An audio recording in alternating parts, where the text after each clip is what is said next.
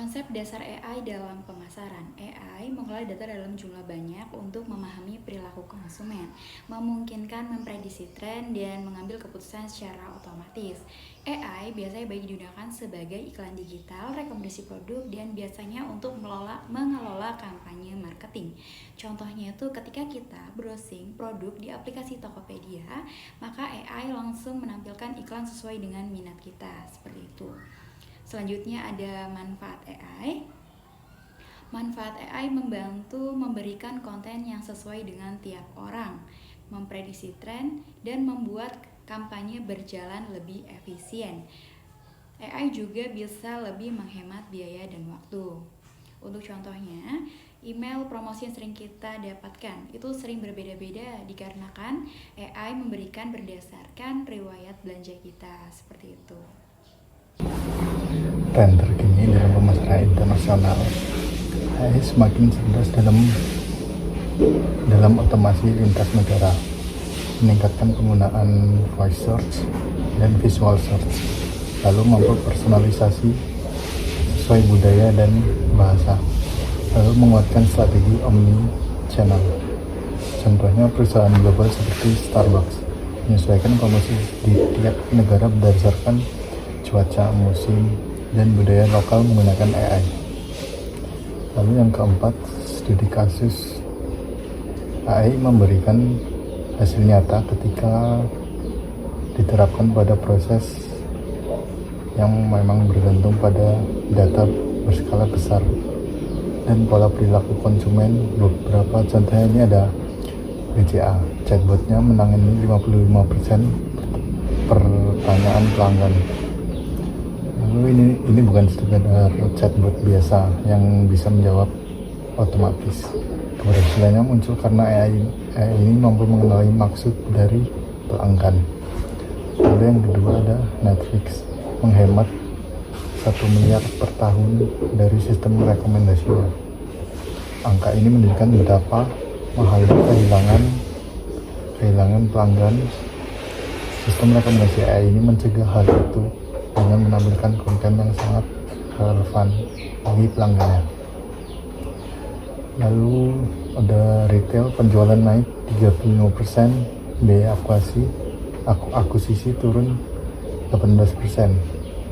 Ini terjadi karena AI bisa memprediksi produk mana yang paling mungkin dibeli tiap segmen, kapan harus promosi, dan saluran mana yang paling efektif. Lalu retail yang pakai AI ini lagi menebak-nebak tapi menjalankan kampanye berbasis data aktual. Tantangan implementasi. Yang pertama, data sering tidak berkualitas. Ini berarti bahwa data yang kita miliki itu data yang tidak akurat atau data yang jelek. Misalnya, kita akan membuat kue.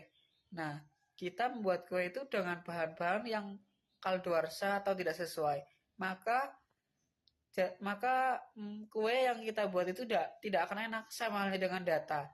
Ketika data diambil dan dianalisis, maka keputusan yang diambil dari data tersebut juga bisa salah. Yang kedua, integrasi dengan sulit lama ini menggambarkan tantangan ketika kita menghubungkan teknologi atau sistem baru dengan sistem yang sudah ada sebelumnya.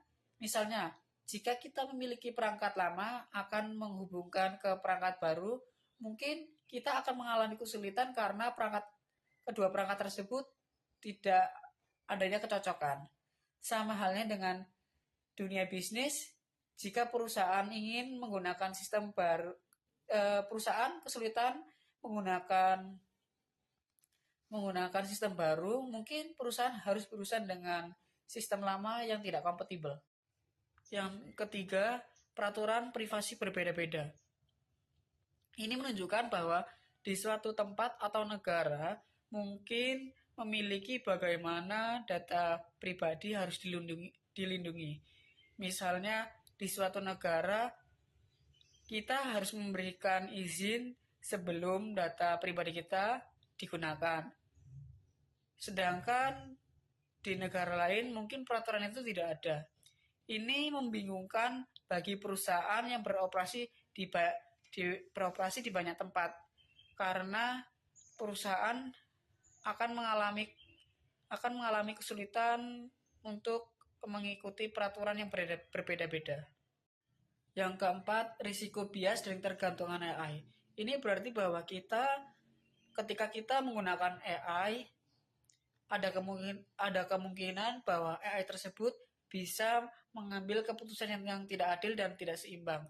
Misalnya, jika AI dilatih dengan mencakup satu data atau kelompok orang, maka AI tersebut tidak bisa mengambil keputusan yang baik untuk kelompok lain.